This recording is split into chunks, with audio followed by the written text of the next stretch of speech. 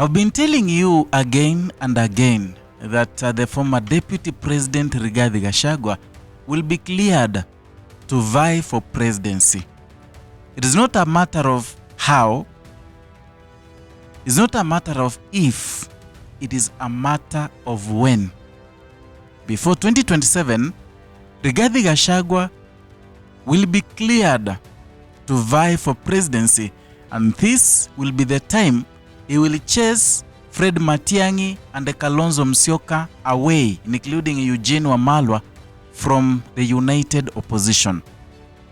And when this happens, the opposition team will be long dead. I want you to listen to what the Jubilee Deputy Party Leader Jeremiah Kioni said today while being interviewed at a radio interview. There are people who have been out here saying, oh, we like Gachagua anajua kupiga Ruto. Tunampendea hiyo kazi kwa sababu hiyo ndio nataka afanye. I want to tell you here, just like it was not possible before, Gachagua will run. Yes. He will run for president. If he runs, not if he runs. And when he runs, then the other reading lights will have to ask themselves where they will be. Kalonzo ajiuliza atakuwa wapi? Matiang'i atajiuliza atakuwa wapi? Jeremiah Kioni equally, while appearing at Radio Generation, he echoed my words. I've been telling you now and again. The only plan William Ruto has to disintegrate the opposition team is to manipulate the judiciary to allow Rigathi Gachagua to vie for presidency.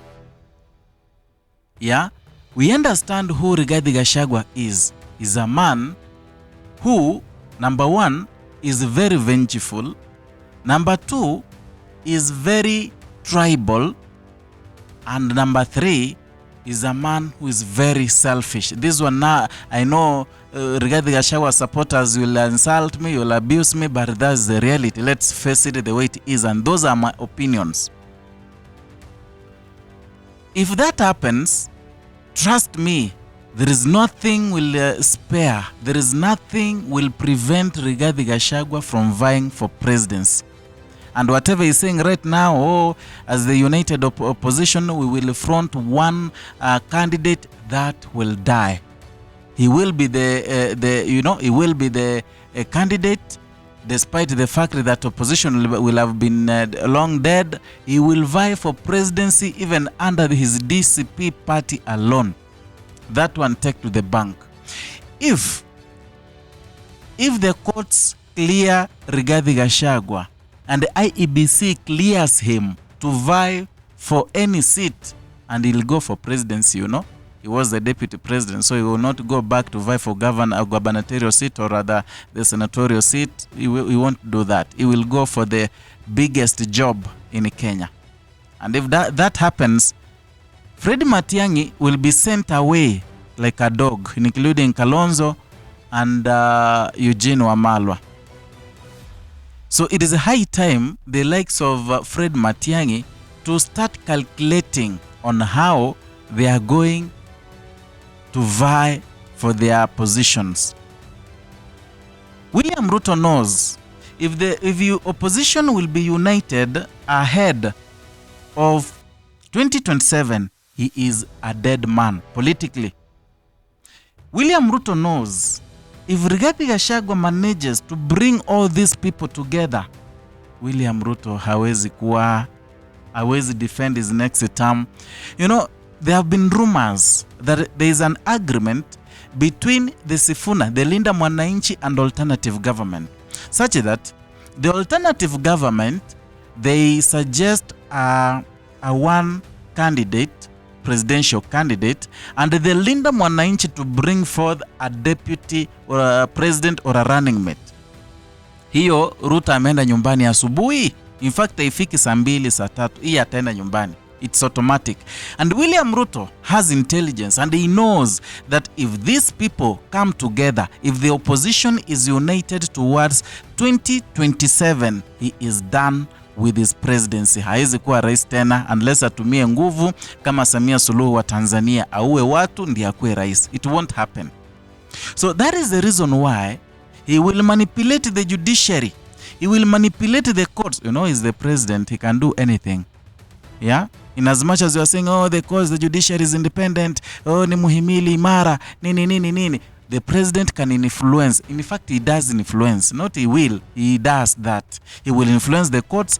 They'll allow and clear Rigathi Gachagua. Maybe Rigathi Gachagua can be compensated that 450 million that is demanding. Yeah, because he doesn't want the seat back. He will he will allow. William Ruto can spend even that 450,000, and it is not his money. That is taxpayers' money. He can spend that as far as alternative government is, disintegrated. Yeah. And I'm wondering, the likes of Kalonzo Musyoka, Kalonzo Musyoka is solely depending on Rigathi Gachagua. Kalonzo Musyoka akipigiwa simu, oya, leo naenda Moranga.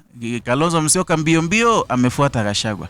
The same case with Fred Matiang'i, at least Kalonzo Musyoka. Fred Matiang'i is another lazy politician.